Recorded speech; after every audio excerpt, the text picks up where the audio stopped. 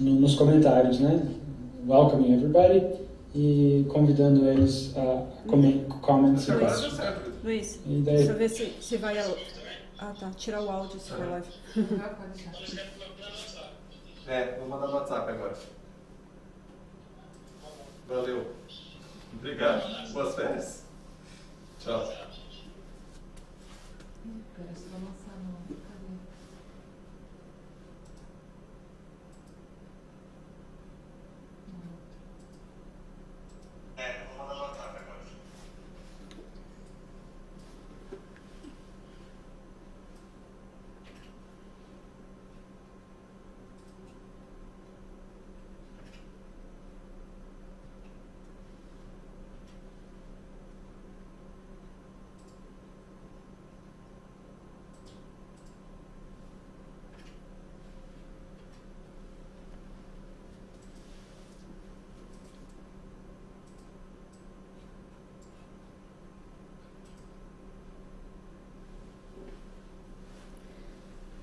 Good morning, dear hearts. Thank you for your patience. We are a little bit late today, and we apologize for this delay.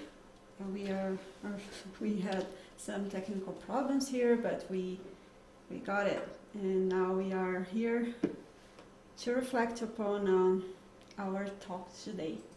I would like to thank you all for being here with us.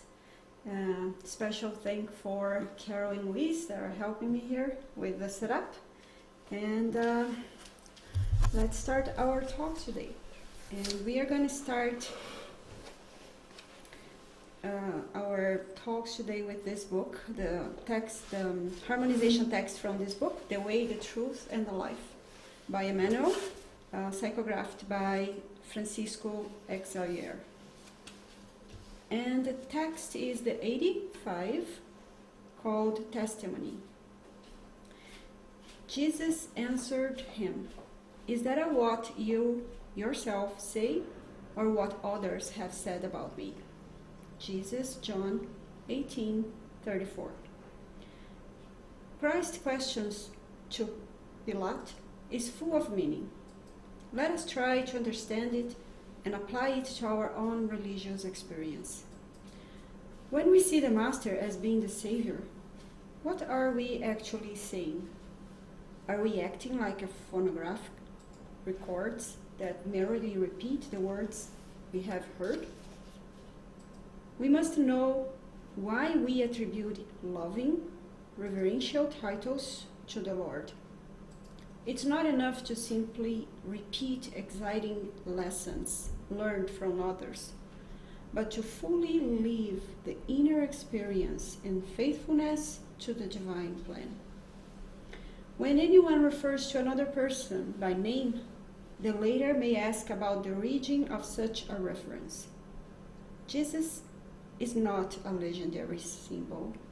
He is a living master.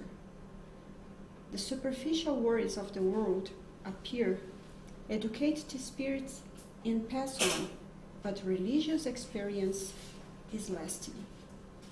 In this respect, therefore, it's illogical to always rely on other people's experiences. It is useful for all disciples to have their own testimony to offer, to illuminate their own hearts with the teachings of Christ, and to make note of his sublime influence on both calm and stormy days. So, let us acknowledge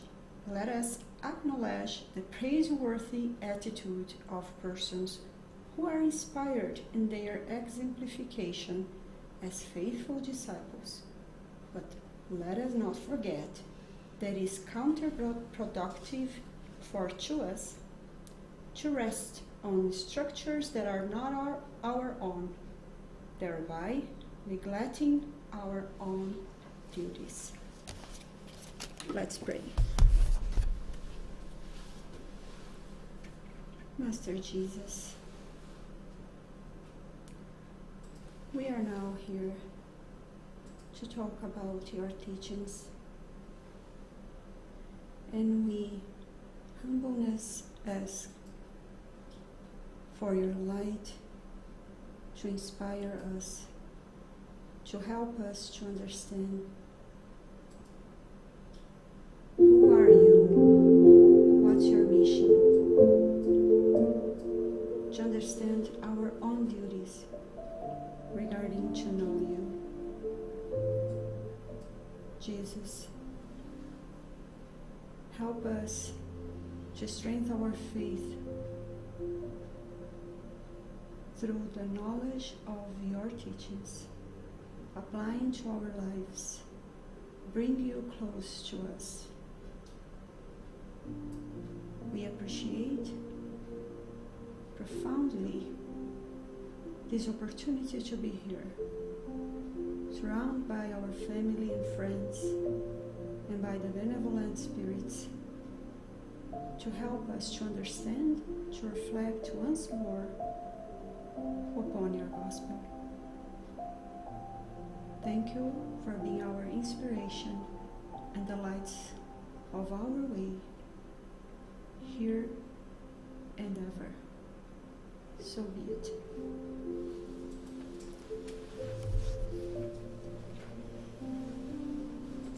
All right. So thank you again, everybody, for being here with us. We today will talk about Jesus, the Messiah of humanity. And the question is, who is Jesus for me? What he represents in my life? As the Christmas is right on the corner, we would like to bring this topic to reflect upon as we celebrate his birthday. But normally we celebrate with friends and family and dinner and presents, but how about Jesus? Do we do any meditation about his thoughts and his teachings and his gospel? Do we really think about the person that we are celebrating the birthday of? So that's what we would like to bring today. And we are gonna start with the references that we researched to bring these reflections this morning. So we are gonna rely on the Gospel according to Spiritism, the Genesis, the Miracles, and the Predictions according to Spiritism, the Spirit's book, Allan Kardec's books, and the lecture from Artur Valadares, Do I Know Jesus? The Projeto Espiritizar, or Espiritizar project from Federation Mato Grosso in Brazil, The Lovely Presence of Jesus in Our Lives, the Gospel of John and Matthew, and Jesus, the Messiah of Earthly Humanity by Martin Tunis from the Brazilian Federation Spiritist, and on the book On the Way of Light, Emmanuel by Francisco Xavier. So lots of sources that we are all invited to see later on. And the objectives of this talk today that I would like to invite everybody to reflect on, do your inner reflection, are those questions. So what do I know about Jesus? Have I been making efforts to learn more about him? What is the meaning of Jesus in my life? How can I bring Jesus into my life, closer to me, to help me with my struggles in life? What are the benefits from learning about Jesus' teachings? So those are the questions that I asked to myself when I was preparing to talk about this topic. That really makes sense for me, as I feel this invitation to make more efforts to learn more about Jesus. So through our talks today, we are going to talk about who is Jesus, what's your mission, why and what he did came to teach us, why should we know more about him, and how do we know more about him. Hopefully by the end of this reunion, this encounter today, we can have all these questions answered. But again, something that I didn't mention before is that we are here to answer any comments or any questions that you have.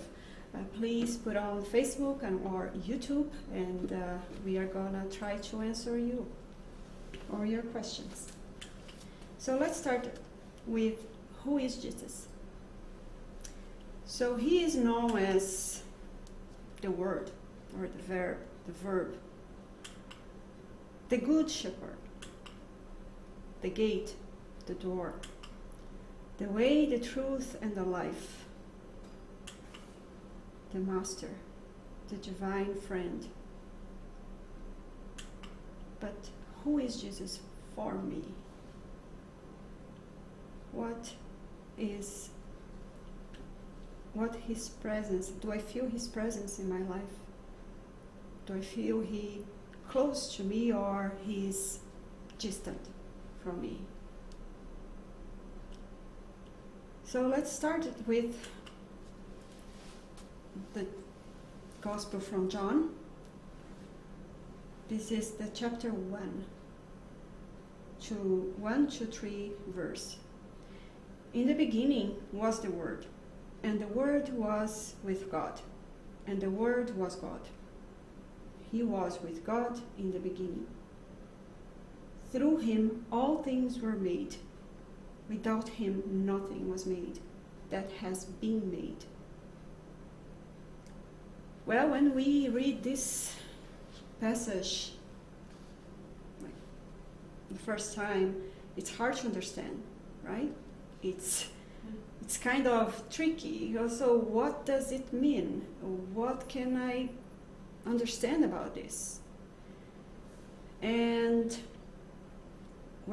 that's the problem sometimes, that we don't feel very motivated to go to the Gospels and to read about it, because sometimes we don't understand. But we have many sources that the Spiritism has provided to us with, that help us to understand, to clarify many of the passages from the Gospel. Thank God we have Spiritism.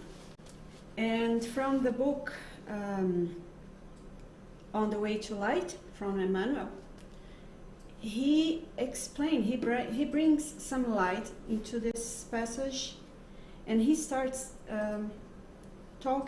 saying that the traditions of the spiritual world pray that in the direction of all phenomena of our system, our cosmic, our planetary system, exists a community of pure spirits, elected by the Supreme Lord of the universe, by God, in whose hands are kept the directing rules of life of all planetary communities.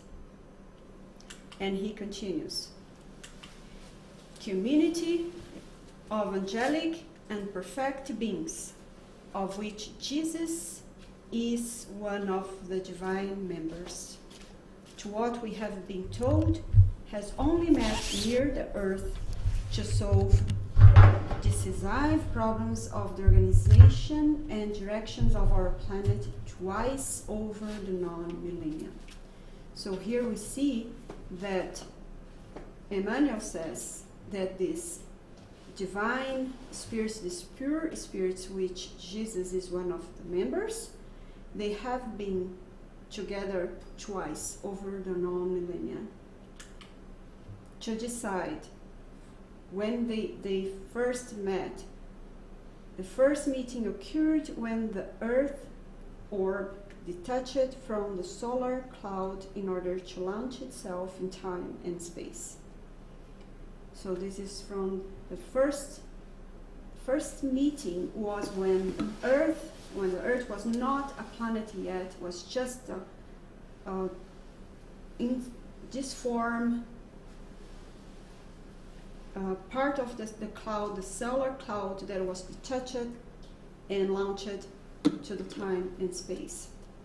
The second time was when it was decided the coming of Jesus to the face of the earth, bringing to the human family the immortal lesson of his gospel of love and redemption. So here we see Emmanuel telling us the uniqueness, the solitude of our Master. Jesus was the builder of our home. He is the global governor, the solar king. This home, the earth where we live, was designed for us, for our spiritual improvement. So here we have just an overview, high overview of who is Jesus, just an idea.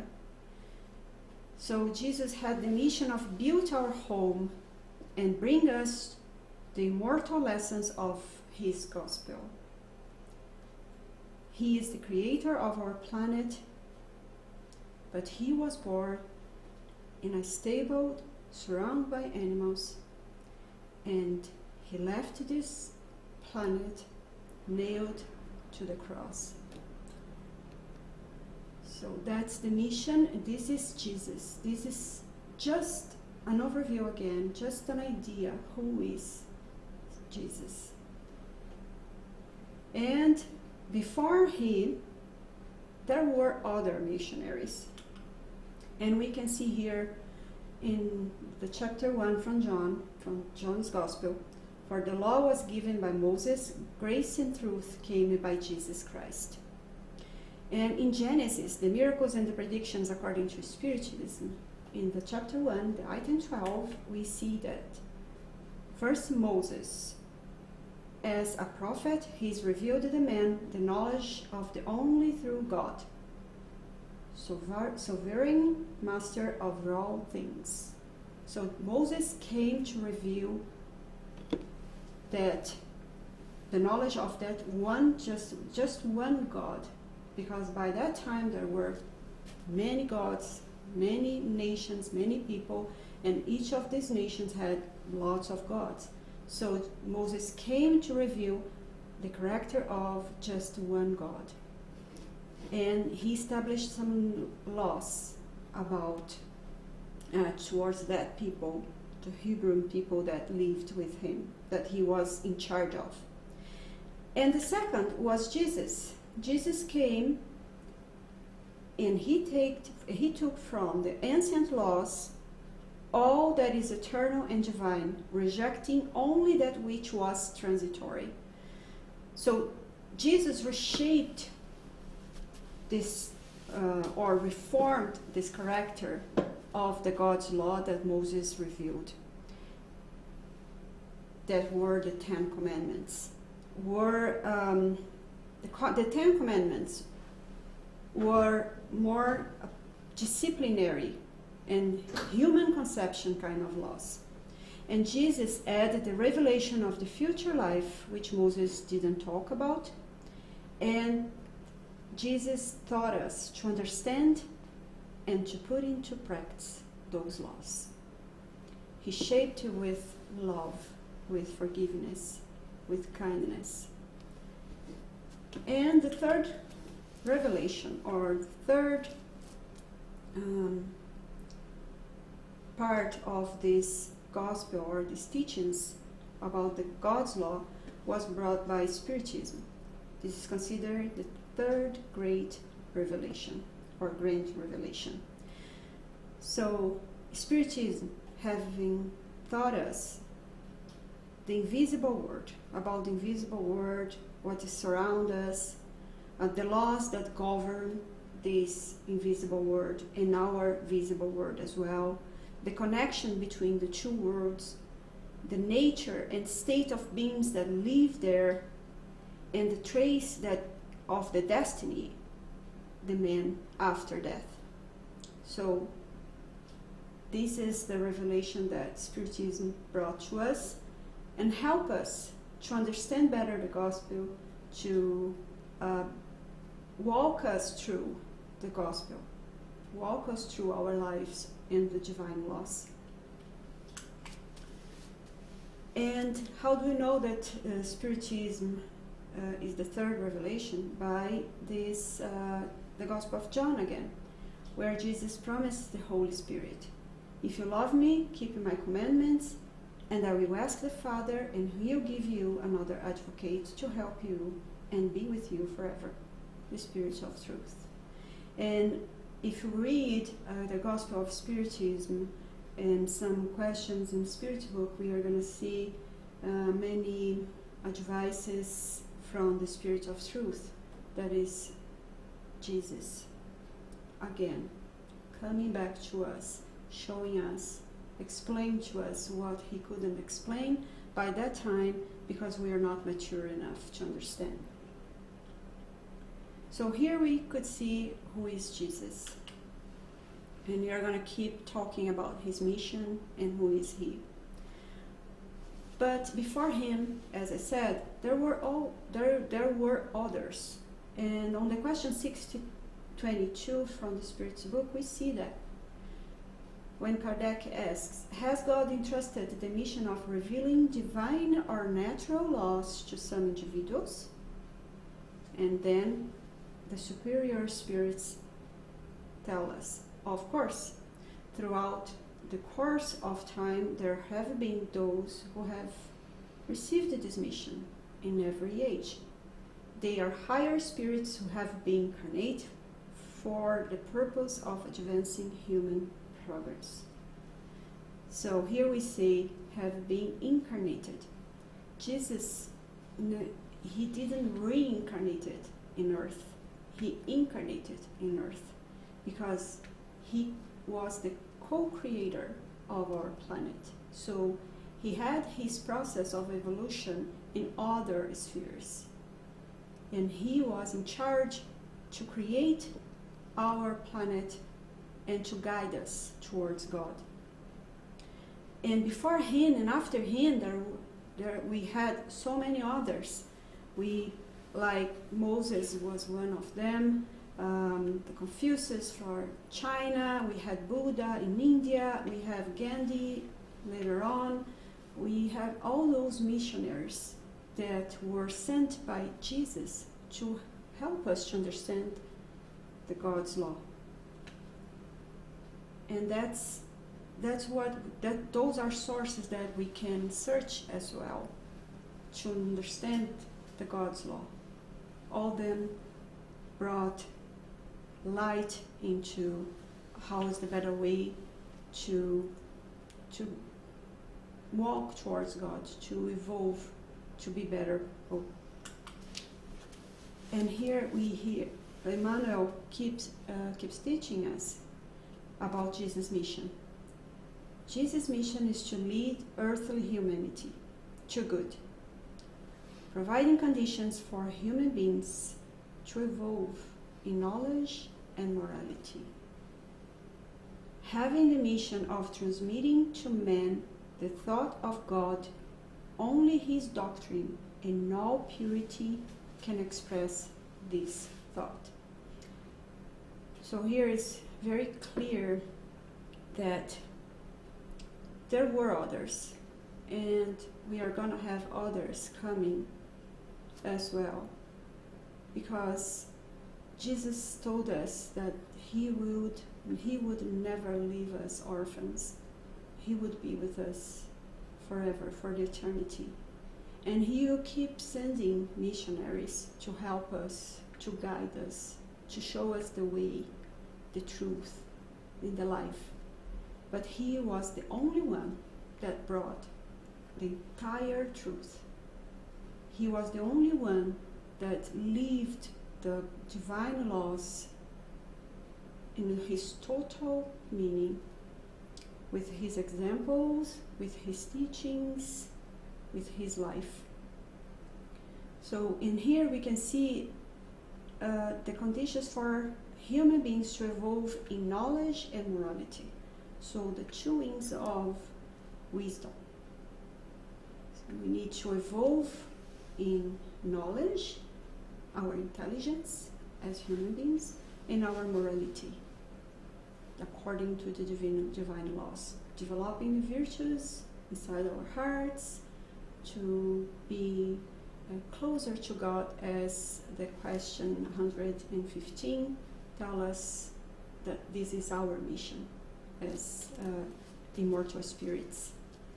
So Emmanuel continues this thought, saying that Christ came to bring to the world the eternal foundations of truth and love. His word, gentle and generous, gathered together all the unfortunate and all sinners. He is the medic, the doctor of the soul. So he came to us that are in suffering, that are passing through this challenges time that we are living now with this pandemic. Jesus is the doctor of the soul. He will help us to cure our wants, to help us, to guide us, to have a better life, a better, a light way to follow the God's law. Because the God's law are light, are happiness. They represent happiness. And he said that, my sheep listen to my voice. I know them, and they follow me. I give them eternal life, and they shall never perish. No one will snatch them out of my hand. My Father, who has given them to me, is greater than all. No one can snatch them out of my Father's hand. And snatch here we can understand that steal, or tirar, sequestrar. So, how do we feel these words? How do you feel that he will never, we will never perish, because he will in charge of our redemption, that we are his sheep. How do we feel that? I personally feel safe, certainty of his protection. I feel that I can trust that I'm following him, and that I am following the right pathway towards God. I feel that his gospel has helping me to to understand me better, to understand my struggles in life. So how do we feel that? This is it's a consoler that we can find in the gospel. If we have faith in him, we can understand that we will never perish. By the progress law, we are going to find the way to go towards God. Because this is the only determination that we have, that the God's law provide. And this is our consciousness, so to our consciousness of our duty as well. Because it's not only read this, it's not only understand and feel this, but mostly is to really walk, really active towards this, to really understand, bring to our lives, and to act as a disciple of Jesus. So, what is natural law? Okay, we talked about who is Jesus, we talked about the laws, the 10 commandments, and the divine laws that Jesus came to teach us and to exemplify us. But what does it mean? What is natural law? On this question, 614 from the Spirit's book, the higher spirits answer us.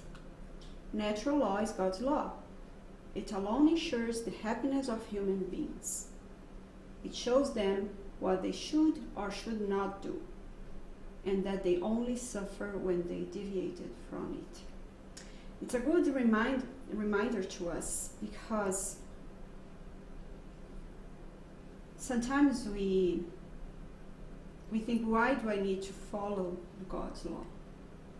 Because it's the only that ensures that you're going to be happy. And I'm sure that everybody here wants to be happy. And we only suffer when we deviated from it. That's the only way that we can be happy. And that's the way and this is what Jesus came to teach us. How to be happy.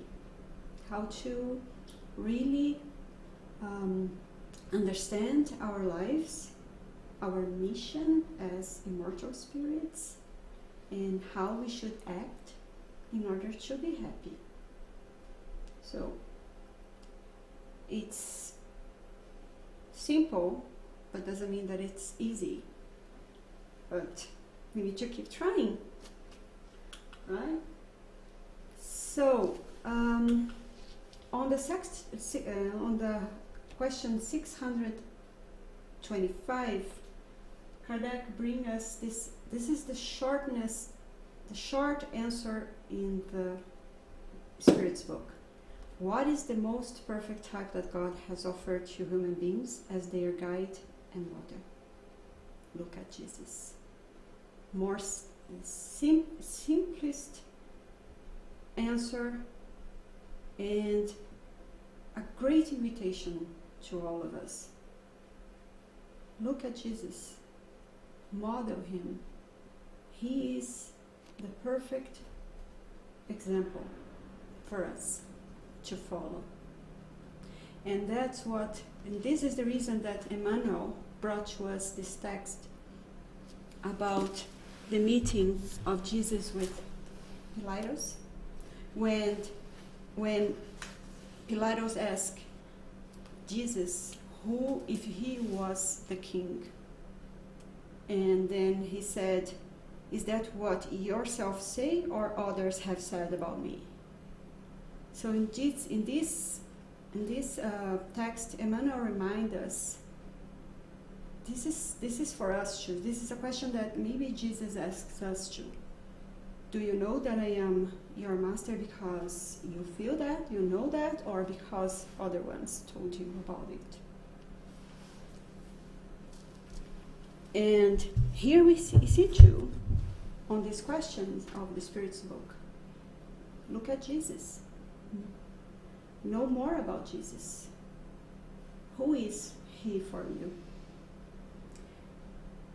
And Kardec the comments from Kardec in these questions, it's very remarkable as well, because he says, Jesus is the realization of the highest moral perfection that human beings may attain to on earth. And God offers Jesus as our most perfect model. And the doctrine taught by him is the purest expression of divine law, because he was animated by the divine spirit and was the purest being that has ever walked the face of the earth. So we have here a wonderful and a blessed invitation to accept, but it's up to us. I was watching some videos and doing some researches about Jesus' birth and his mission in order to prepare this talk, and I heard one very, very interesting and very inspired too, from Saulo César. I guess you guys have heard about him. And he was saying that Jesus could keep sending more missionaries, right? He was the co-creator of our planet. So why he came himself, why he didn't send more missionaries to guide us or to teach us? But he complied with the law of responsibility and the fraternity and so many other laws. and mostly the law of love, the charity, and the just, because he came himself to help us. So by the time he could at least had born in his place, in the house of his parents, but the parents were traveling to Belém, 200 kilometers from where they were living, because of a politic request. And they went through this travel, even though Maria was pregnant, and she ended up having him in this stable with animals, because there was no other space in the city. So he came without any demanding. He came with full, showing us the virtue of humbleness. So another great lesson to all of us. And then John again reveals about Jesus. And the Word became flesh and lived among us, and we saw his glory, as the glory of the Father's only Son, full of grace and truth. So he was born among us, he lived, and he exemplified all the divine, all the God's law, full of grace and truth. Grace and truth here we can understand as the divine laws, and guide us to our happiness, as we saw on the question 614. And he says, I am the good shepherd. I know my sheep, and my sheep know me. I just as the Father knows me, and I know the Father, and I lay down my life for the sheep. So exactly what he did. So he says here, I know my sheep, and my sheep know me. So that's the question. As we are his sheep, do we know him? Do we recognize his voice? So another lecture that inspired me to do this one is from the Arthur's Valadares, one of Arthur's talks, where he reminds us about it. How many of us spend some time learning from his teachings, from the gospel? How many of us, and I am 100% included in this, how many of us went through the gospel, the Matthew, where Matthew explained his acts, he was with him, Luke, that tell us about his birth, that Luke has talked to Maria and asked so many questions, how was his birth? And John, that describes Jesus as no other one. How many of us have gone there and researched about Christ, about Jesus? As we say, we are Christians, but we have Christ inside of us. We have our own Christ, we have our own Christ, which is our inner Christ, but do we research about Jesus Christ? That is our model. How we're going to model him, how we're going to follow his steps if we don't really know him. Because we need to learn in knowledge and morality. So the knowledge, we have all the sources, we have those. We have the Gospel according to Spiritism that explain the moral part of his teachings, that clarify us. If you don't understand what the Gospel says, we can go to the Gospel according to Spiritism to understand it better. And the invitation here is that Jesus is our major brother. He renounced the heavenly spheres to come to teach us and exemplify the law of love. He gave himself in that incarnation and continues giving himself to us as a loving Father. But what but what is our dedication to the Master like? So that's the invitation to reflect upon. And in the Gospel according to Spiritism, Kardec brings us this reminder again. And that was, I was very fortunate to find this, because this is part of the book that I haven't never gone through, and it's the preface, the introduction of the book. And here Kardec says, everyone admires the moral behind the gospel. Everyone proclaims its sublimineness and the need we have of it.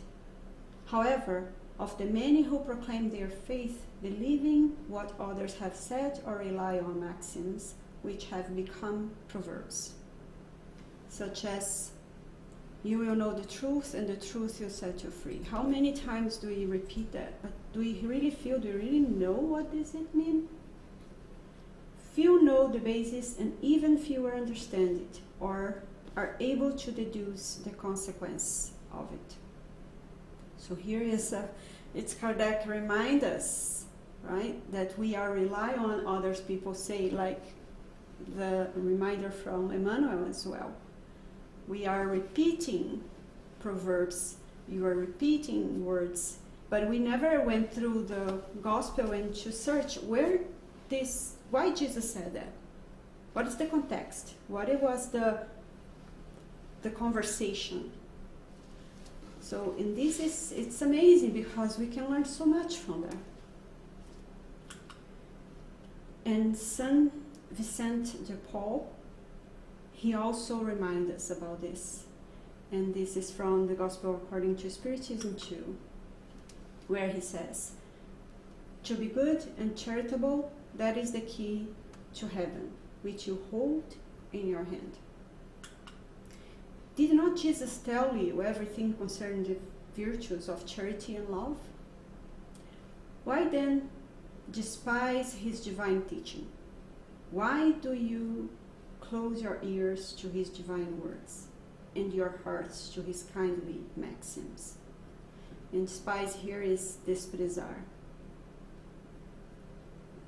And he continues, I would wish that you demonstrate more interest and more faith in the reading of the New Testament.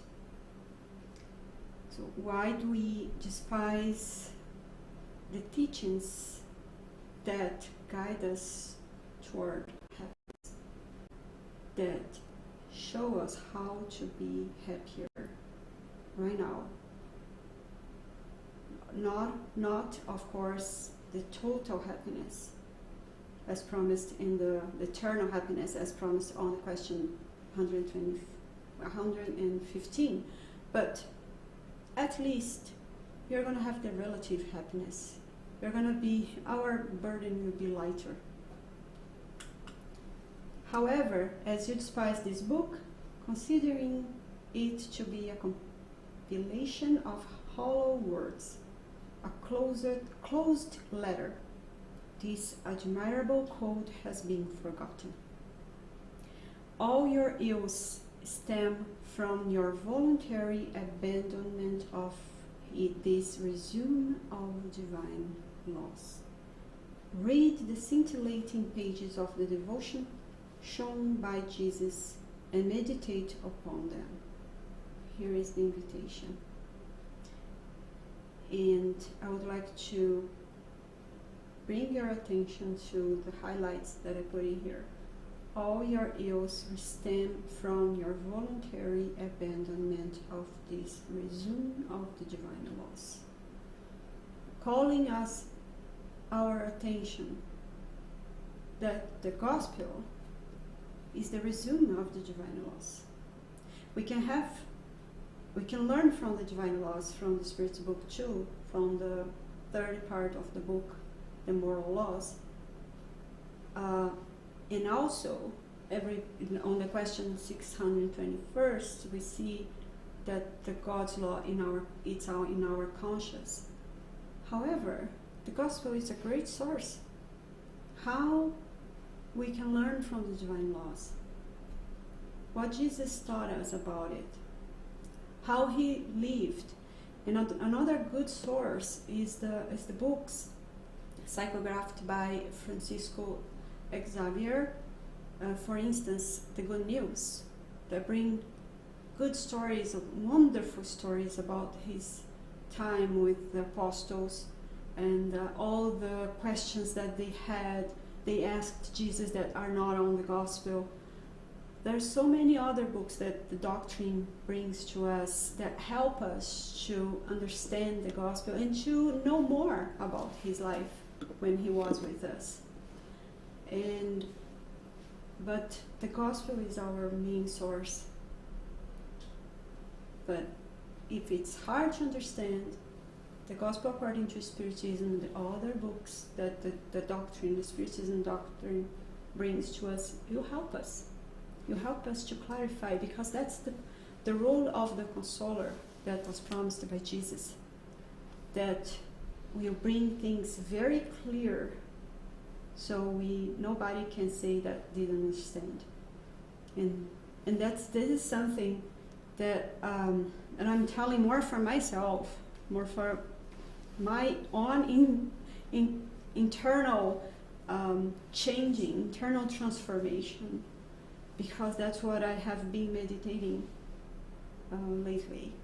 How can I bring Jesus closer to me, as he know me by my name, as I am one of his sheep?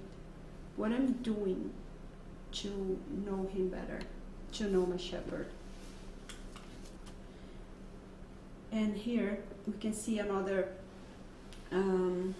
text from Emmanuel, where he says, Jesus' teachings is not covered with any complicated formulas. While keeping due respect for all the schools of revelation of the faith with their initiatory colleges, we note that the Lord descended from the heights in order to free the temple of the human heart to the sublimity of love and light through brotherhood, love, and knowledge. For this, the Master does not demand that the men make themselves heroes or saints overnight. So we don't need to press ourselves, to rush ourselves to learn more about him, but we are invited to know this knowledge, and all this connection is gradually, but is constantly. We are invited to understand that his teachings are about love. And it is so good to have love. It's so important to our lives. Everybody wants to be loved. And Jesus is showing here all his love to us towards his teachings. And as Emmanuel says here, the Master does not demand that the men make themselves heroes or saints overnight. So we don't need more like the first Christians to go to the circles and to be eaten by animals, but to give our lives. No, he's just asking us to do more efforts, to bring his teachings to our lives, to apply to our actions in our daily basis. And Emmanuel keeps saying, he does not ask his followers to practice miracles, nor does he claim the impossible. He does not ask his followers to practice miracles. Oh, sorry, repeat here. He addresses this word to ordinary life, to the simplest fields of feeling, to the vulgar struggles and experience of each day. So here we can see that we can apply Jesus' teachings in our experience, our daily experience, helping us to develop more patience. Sometimes when we are facing a situation, maybe we should start creating a habit to ask ourselves, what Jesus would do in this situation. How Jesus will tackle this problem. So those are kind of simple actions, simple habits that we can create now that will help us through our eternity, because they are eternal habits. We can connect into Jesus, through Jesus, into prayer. Connect our hearts to create this habit in our lives. And here here is the invitation that Jesus, that's the greatest invitation of Jesus. And it's very simple, as Emmanuel just stated now. Love the Lord your God with all your heart and with all your soul and with all your mind, which means love our God with our knowledge, with our heart, and with our living. The knowledge that we are invited to practice, to exercise in 3 ways: knowing more about Him from our mind, and feeling, reflecting upon it, and bring us to our heart, so you'll be the second one, and with all our soul, which means living His teachings. This is the first and the greatest commandment, and the second is like it: love your neighbors as yourself. All the law and the prophets hang on these 2 commandments. If you are doing this, this is all that we need to do. It's not complicated. It's not. We are not going to be heroes or saints overnight, as Emmanuel said, but it's the beginning. Trying to practice more, trying to learn more, in order to be able to reflect upon the readings and bring to our hearts, and loving ourselves and loving our neighbors. That's the whole, the resume of all his teachings. So our relationship with love with the Master is deep and for eternity. Jesus dedicates his life to us. The more we understand the love that Jesus gives us, the more we give ourselves to Jesus. And even as pure spirits, even when we went through all our evolved process, when we become higher spirits or pure spirits, our connection with him will still be there, because he was our guide. And the analogy that we can make here is, if we love our children, if we have this love that we provide to our children, and we know that they are only our children in this existence, they are God's children, we are starting the process to learn how to love ourselves, towards the love that we provide to our kids. This is the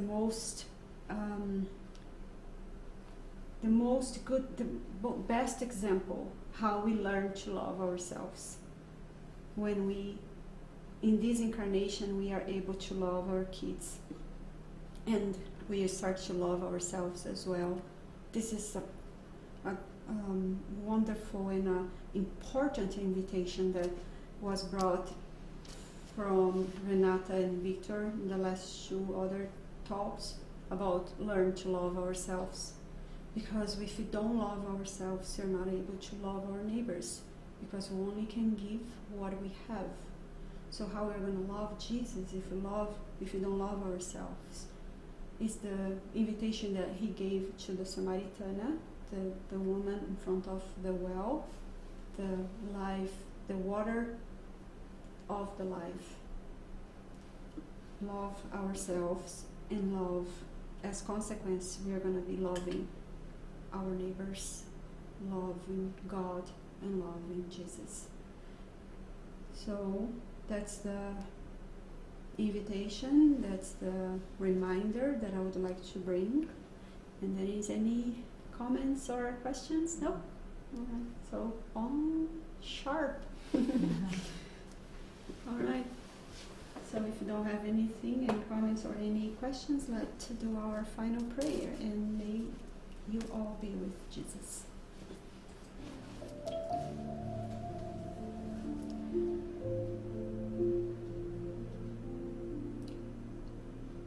Divine Master, now that we have a better understanding about who you are, what's your mission, what did you came to teach us,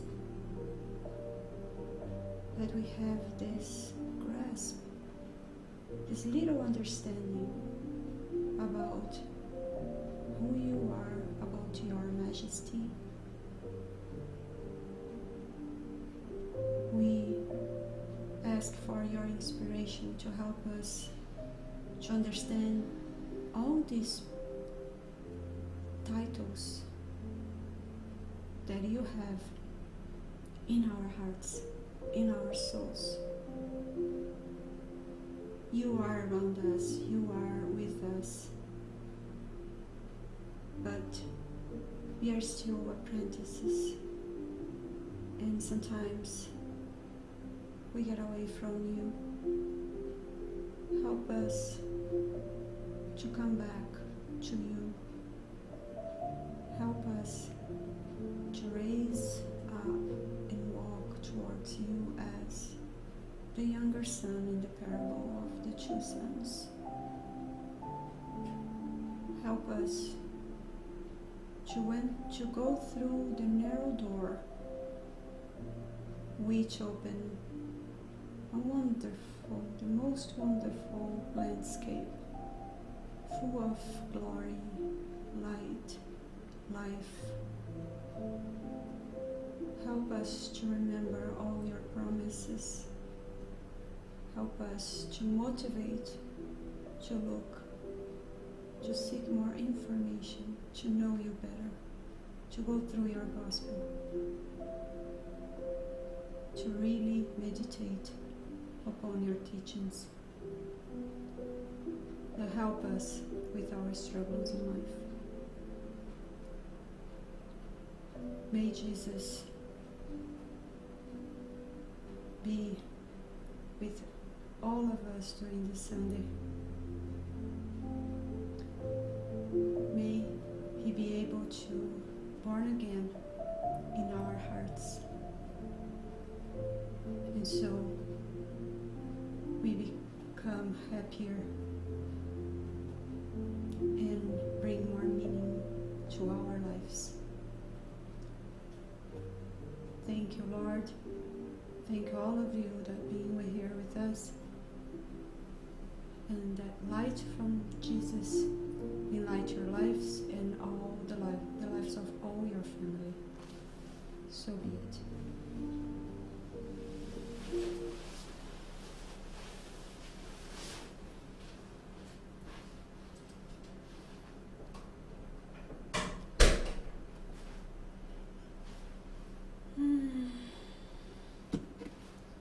Ai, obrigada, minha amiga, pelo setup e pelo trabalho.